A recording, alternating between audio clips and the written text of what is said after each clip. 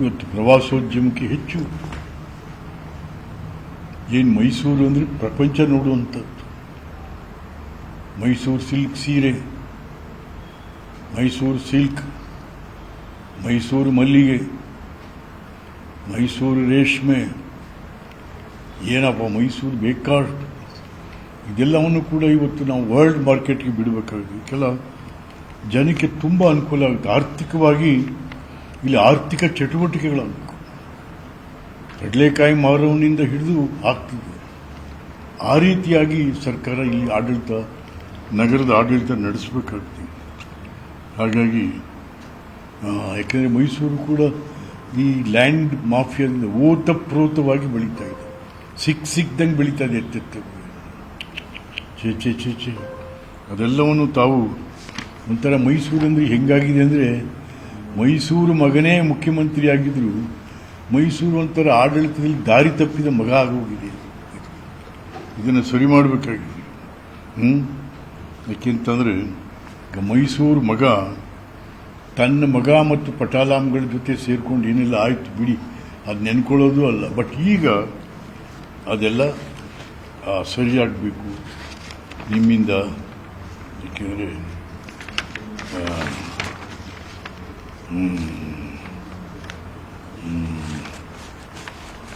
ಮತ್ತು ನಿನ್ನೆ ತಾವು ಪ್ರತಿಜ್ಞಾವಿಧಿ ಸ್ವೀಕಾರ ಮಾಡಿ ಬೆಳಗ್ಗೆಯಿಂದ ಸಂಜೆ ತನಕ ಅಂತ ಹಲವಾರು ದೇವಸ್ಥಾನಗಳಿಗೆ ಹೋದ್ರಿ, ಧರ್ಮಸ್ಥಳಗಳಿಗೆ ಹೋದ್ರಿ, ಧರ್ಮಾಧಿಕಾರಿಗಳನ್ನು ಆಶೀರ್ವಾದ ತಗೊಂಡ್ರಿ, ಎಲ್ಲ ಧರ್ಮೀಯರಿಗೂ ಧರ್ಮಾಧಿಕಾರಿಗಳನ್ನು ಕರೆದು ಗೌರವಿಸಿದ್ರಿ. ನಿನ್ನೆ ಬಹಳ ಭಕ್ತಿಪೂರ್ವಕವಾಗಿ ದೇವೇಗೌಡರು, ಯಡಿಯೂರಪ್ಪನಂಥ ಹಿರಿಯರ ಮನೆಗೂ ಕೂಡ ಹೋಗಿ ಅವ್ರಿಗೆ ಗೌರವ ತೋರಿಸಿ ಅವರಿಗೆ ನಮಸ್ಕಾರ ಮಾಡ್ಕೊಂಡಿದ್ದೀರಾ. ಮಲ್ಲಿಕಾರ್ಜುನ್ ಖರ್ಗೆ ಅವ್ರಿಗೂ ಮಾತಾಡಿದ್ದೀರಾ, AICC ಅಧ್ಯಕ್ಷರು. ಹಾಗೆ ನಿನ್ನೆ ನಿಮ್ಮ ನಡವಳಿಕೆಗಳು ಹೇಗಿದೆ ಅಂತಂದರೆ, ಏನೋ ಒಂಥರ ಈ ಕಾಂಗ್ರೆಸ್ ಅಂತ ಅಂದರೆ ಹಿಂದೂ ವಿರೋಧಿಗಳು ಅನ್ನೋ ಭಾವನೆ ಇಲ್ಲಿ ತನಕ ಇತ್ತು. ಅದರಲ್ಲೂ the arrogance of mister Siddaramaiah against this, ಇದು ಧರ್ಮ, ಅದು ಒಂಥರ ಹೋಗಿತ್ತು. ಎರೋಗೆನ್ಸಿ ಧರ್ಮದ ಬಗ್ಗೆ ಅದು ಎಲ್ಲೋ ಒಂದು ಕಡೆ ಕಾಂಗ್ರೆಸ್ ಹಿಂದೂ ವಿರೋಧಿಗಳು ಅನ್ನೋ ಭಾವನೆ ಒಂಥರ ಜನಕ್ಕೆ ಬಂದುಬಿಟ್ಟಿದೆ. ಅದನ್ನು ಇವತ್ತು ನಿನ್ನೆ ನಿಮ್ಮ ನಡವಳಿಕೆಗಳಿಂದ ಹೋಗಲಾಡಿಸ್ತಾ ಇದ್ದೀವಿ. ಇದು ಮುಂದುವರಿಬೇಕು. ಹೌದು, ಯಾಕೆಂತಂದ್ರೆ ಎಲ್ಲ ಧರ್ಮೀಯರು ಅದು ನಮ್ಮ ಧರ್ಮವನ್ನೇ ನಾವು ಬಿಟ್ಟು ಎಲ್ಲ ಹೋಗೋದು ಬೇಕು. ಹಿಂದೂ, ಮುಸ್ಲಿಂ, ಕ್ರಿಶ್ಚಿಯನ್ ಎಲ್ಲ ಬೇಕು ನಿಜ. ಆದರೆ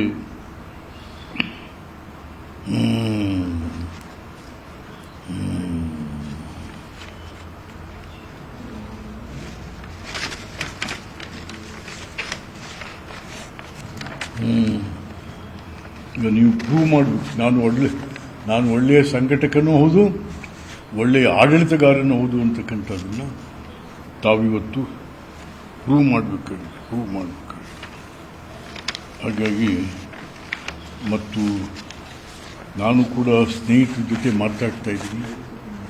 ಒಂದು ದಿವಸ ತಮ್ಮನ್ನು ಮೈಸೂರಿಗೆ ಕರೆದು ಗೌರವಿಸಿ ಆ ಮೈಸೂರು ನಗರದ ಜನತೆಯ ಪರವಾಗಿ ಮಾಡಬೇಕು ಅಂತಕ್ಕಂಥ ಇರಾದೆ ನಮ್ಮೆಲ್ಲರಿಗೂ ಕೂಡ ಇದೆ. ನಿರ್ಭೀತ, ನಿಷ್ಪಕ್ಷಪಾತ, ವಿಶ್ವಾಸಾರ್ಹ ಸುದ್ದಿಗಳಿಗೆ ಮತ್ತೊಂದು ಹೆಸರಾಗಿರುವಂತ News18 ಕನ್ನಡ ಈಗ ಆಪ್ನಲ್ಲೂ ಲಭ್ಯವಿದೆ. ದಯವಿಟ್ಟು ಇಲ್ಲಿರುವಂತ QR ಕೋಡ್ ಸ್ಕ್ಯಾನ್ ಮಾಡಿಕೊಂಡು ಆಪ್ ಡೌನ್ಲೋಡ್ ಮಾಡೋದಕ್ಕೆ ಮರಿಬೇಡಿ. ನಿಮ್ಮ ಬೆಂಬಲ ಹೀಗೆ ಸದಾ ನಮ್ಮೊಂದಿಗಿರಲಿ. ಧನ್ಯವಾದ.